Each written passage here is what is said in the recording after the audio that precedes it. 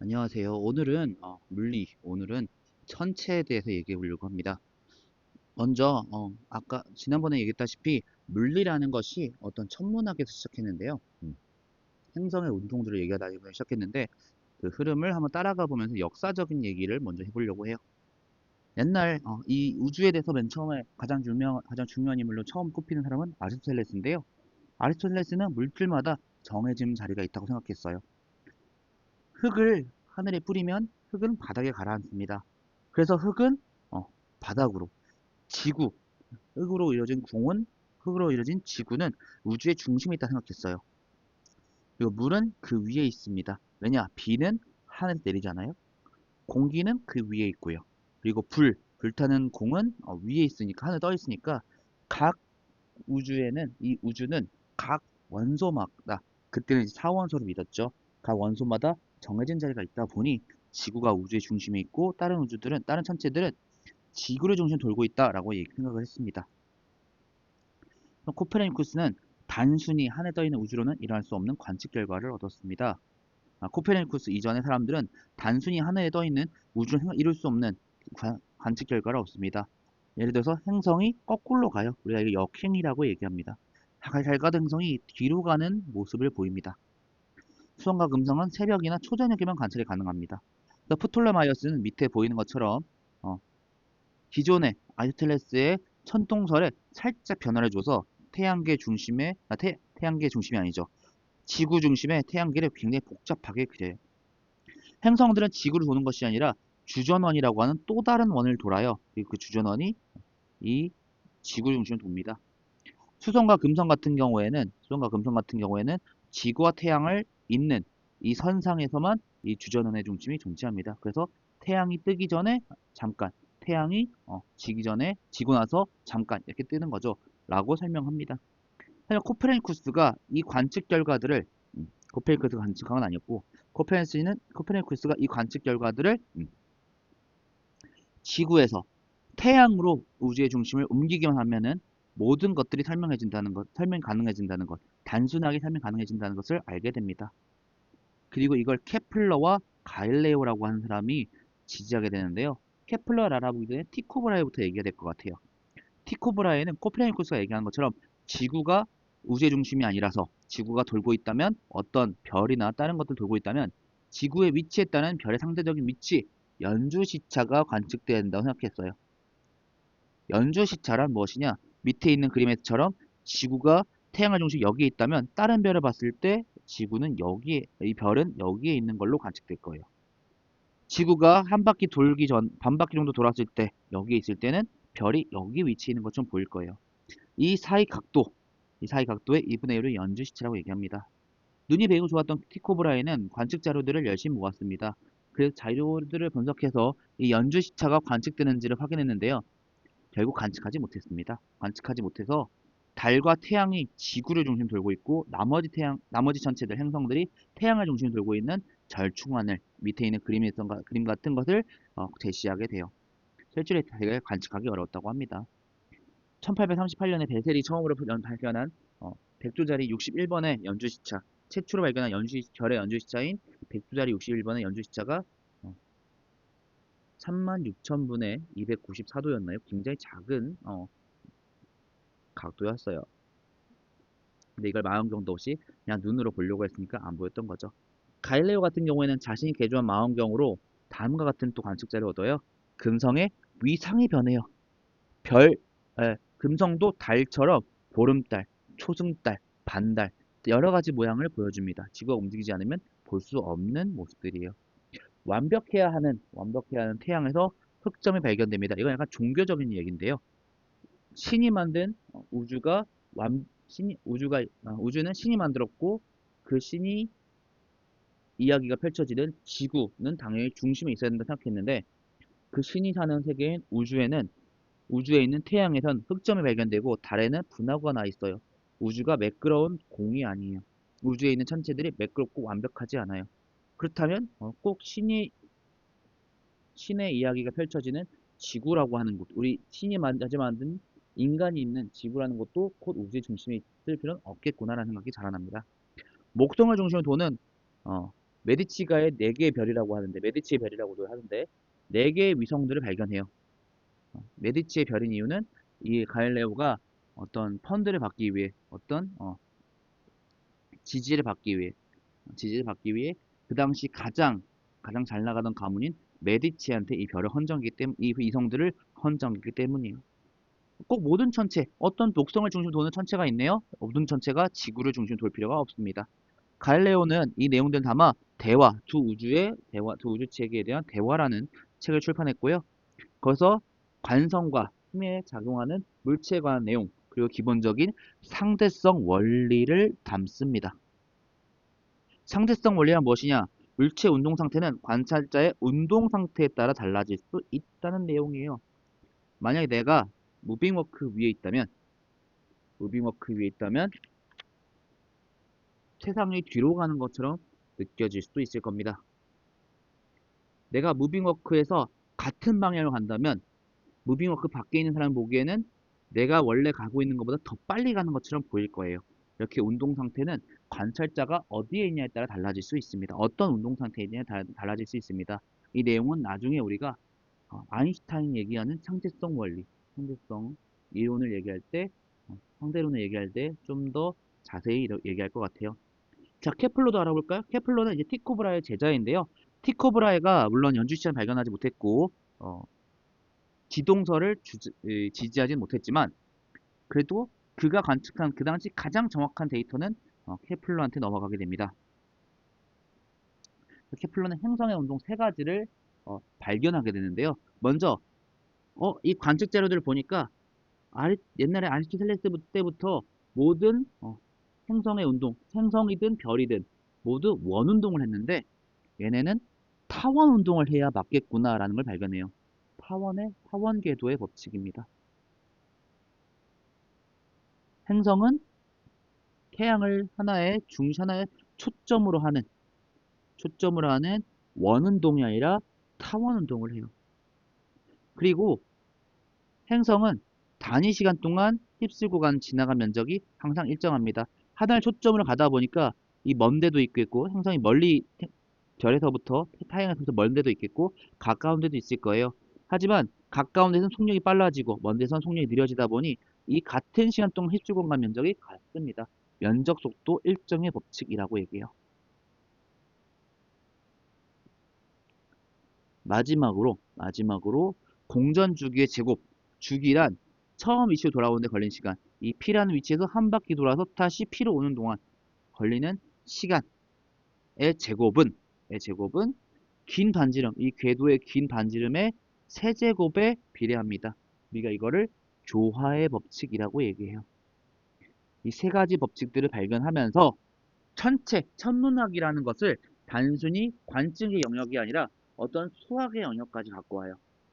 네, 천체 물리학의 시작입니다. 그래서 뉴턴은 더 나가는데요. 뉴턴은 사과가 떨어지는 걸 보고 만류인력을 생각한 걸로 만류인력을 깨달은 걸 굉장히 유명하죠. 근데 정확히 말하자면 사과는 떨어지는데 왜 달은 안 떨어져 있을까? 왜 안 떨어질까를 고민하게 됩니다. 그러면서 지구가 담긴 힘, 중력의 원인은 물체 자리에 상종하는 만류 인력이라는 걸 발견해요. 일단 만류 인력은 크게 어떠느냐? 두 작용하는 물체 중심의 거리의 제곱에 반비례하고요.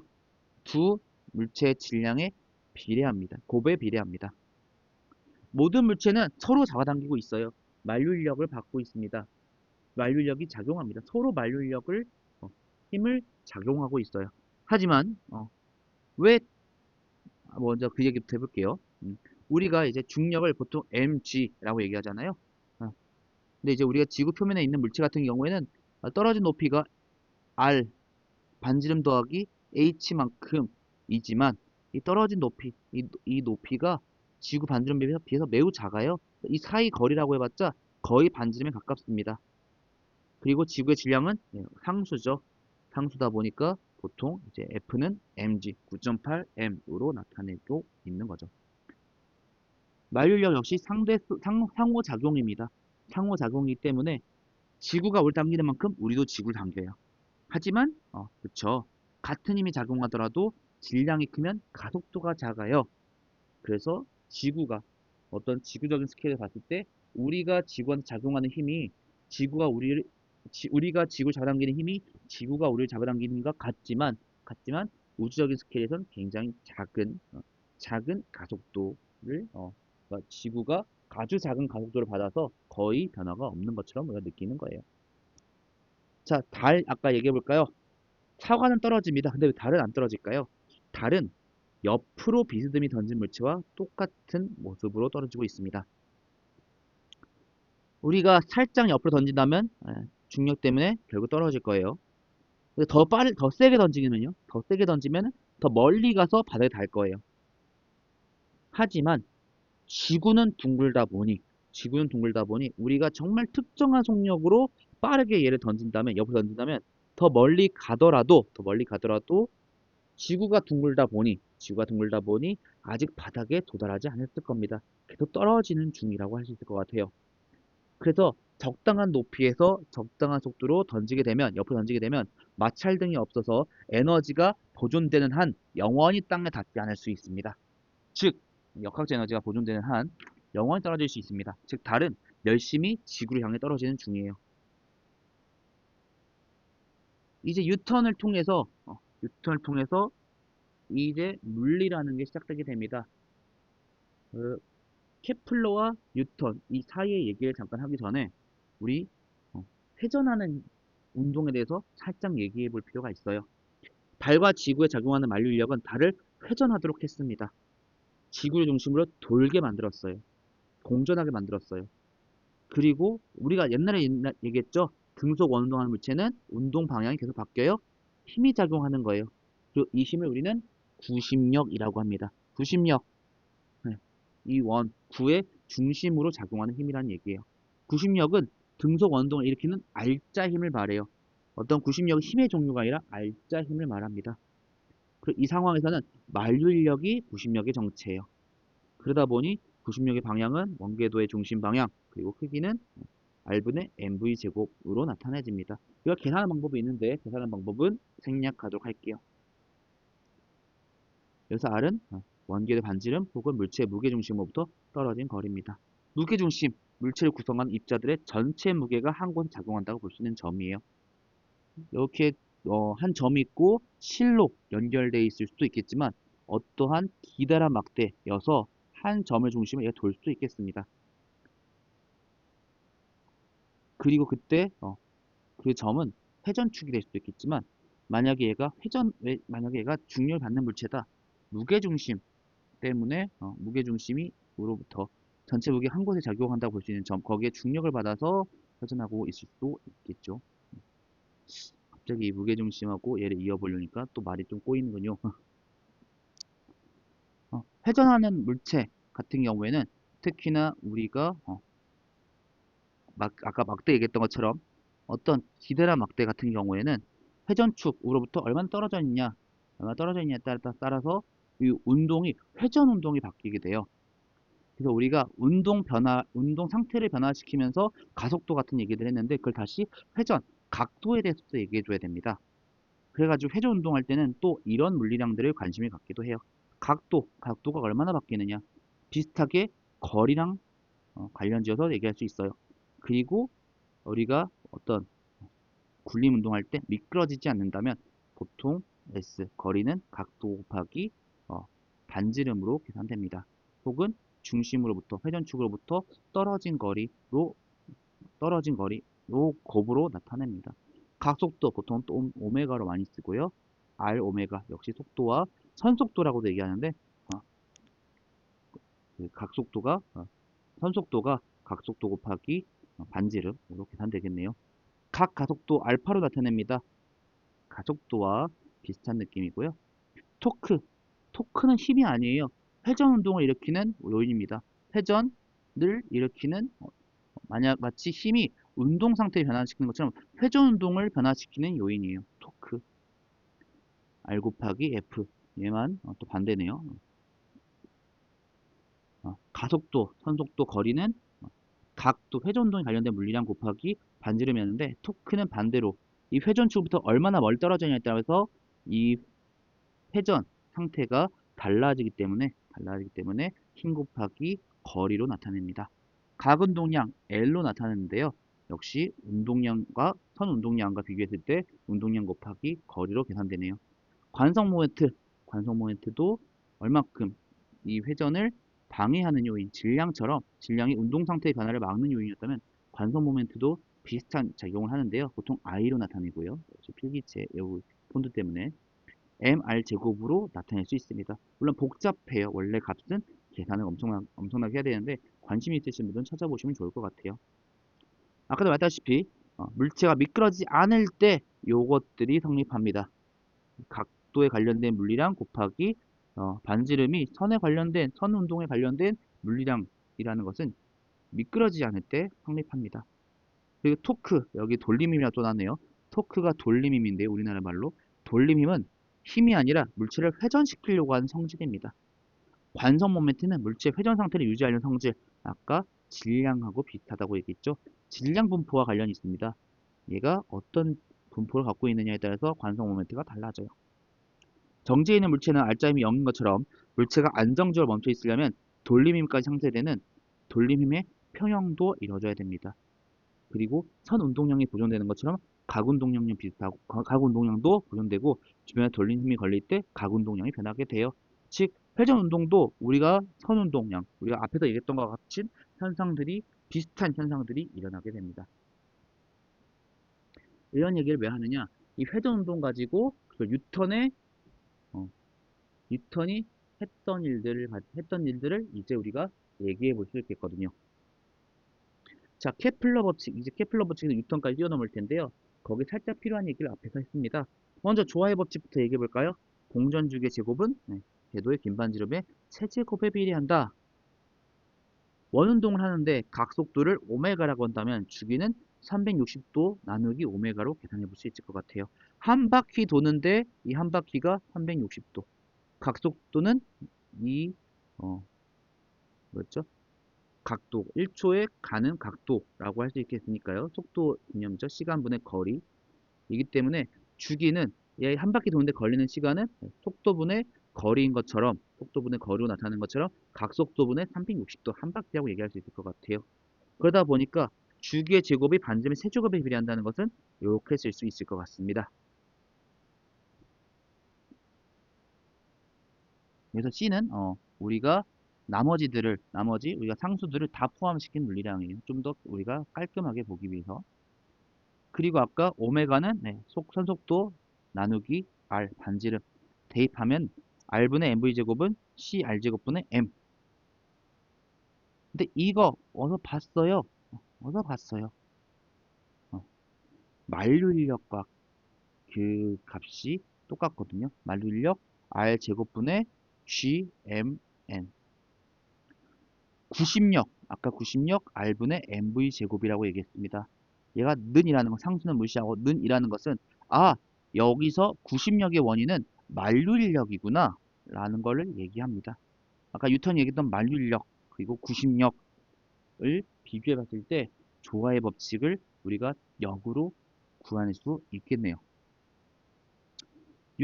특히나 뉴턴 같은 경우에는 뉴턴이 아니죠. 케플러 같은 경우에는 이 공전을 일으키는 회전을 일으키는 힘에 대해서 전기력에서 이를 빌려왔대요. 그러다 보니까 전기력과 이 중력, 이 만류인력 닮은 부분이 조금 있습니다. 면적 속도 일정의 법칙은 어떻게 구할 수 있을까요? 아까 각운동량이 보존된다 했는데 각운동량. 먼저 부채꼴의 넓이. 우리가 일정한 시간 동안 휩쓸고 가는 면적은 어떻게 구할 수 있느냐? 원주 곱하기 반지름 곱하기 2분의 1로 계산할 수 있을 것 같아요. 원주는 S, 반지름은 R로 계산한다면 S V 곱하기 델타 T. 이동거리는 속력 곱하기 시간이었죠. 그리고 여기서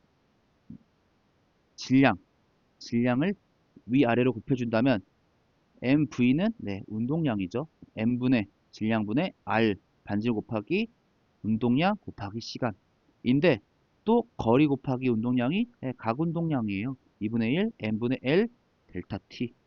면적 속도 일정의 법칙. 이 속도가 이 면적이 일정하다는 것은 시간 같은 시간 동안 일정하다는 것은 질량이 변하지 않을 테니까 가운동량이 보존된다는 걸 얘기합니다. 즉 가운동량이 보존되다 보니까 당연한 결과였던 거예요. 3번 타원궤도 법칙. 네, 저희가 지금 역순서로 가고 있는 거 지금 느낄 수 있을까요? 3번이 제일 증명이 까다롭습니다. 말로만 설명하려고 하는데요. 앞에서 말했던 것처럼 가일레의 상대성 원리에 따라서 물체의 운동 상태는 관찰자의 운동 상태에 따라 달라져요. 얘가 이 공전을 한다면 이 공전할 때 위를 Z축, 앞을 뭐 X축, 옆을 Y축이라 할게요. 근데 얘는 공전하다 보니까 계속 바뀔 겁니다. 그러겠죠? 계속 바뀔 거예요. X, Y, Z가. 근데 이 갈리레오 상대성 원리는 이 관계를 구할 수가 있어요. 우리가 공전하면서 변하는 X축, Y축, Z축의 관계를 구할 수 있어요. 이걸 가지고 그리고 이 요인을 만류인력이다. 만류인력 때문에 이렇게 변한다. 라고 논다면 행성이 타원 궤도를 그리며 움직이는 것을 우리가 역으로 구할 수 있습니다. 이러면서 물리가 점점 발전하는 거죠.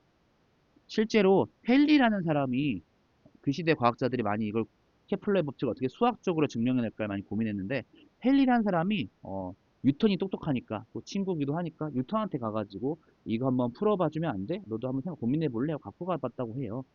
근데 뉴턴은 이미 풀었고 그것을 자기가 끄적여놓은 노트에서 찾아가지고 헨리한테 보내주는데 그 내용이 프린키피아였다고 합니다. 자연철학의 수학적 이해. 그때부터 물리가 시작되는 거죠. 물리가 시작되다 보니까 앞에 우리가 했던 운동법칙 세 가지라던가 이런 것들이 왕왕 시작되기 시작하는 거예요. 시작되기 시작한다? 아니, 시작되는 거예요. 자, 오늘은 천체에 대한 얘기하면서 역사적인 이야기도 좀 해봤고요. 그리고 회전에 대한 얘기, 우리 친구들이 회전에 대한 얘기를 고등학교 때까지 잘 다룰 일은 없는데 한번 관심 있으신 분들은 이런 얘기들을 해볼 수도 있겠구나 한번 생각해보면 좋을 것 같아요. 오늘 여기까지입니다. 다음 시간에는 아까 우리가 살짝 전기력이라는 걸 얘기했어요. 서로 떨어져 있는데 힘이 작용해요. 전기력에 대해서 얘기했는데 다음 주에는 이런 전기력에 대해서 얘기해 보도록 할게요. 전기와 자기에 대한 얘기해 보도록 하겠습니다. 오늘 너무도 고생하셨습니다. 다음 시간에 뵙겠습니다.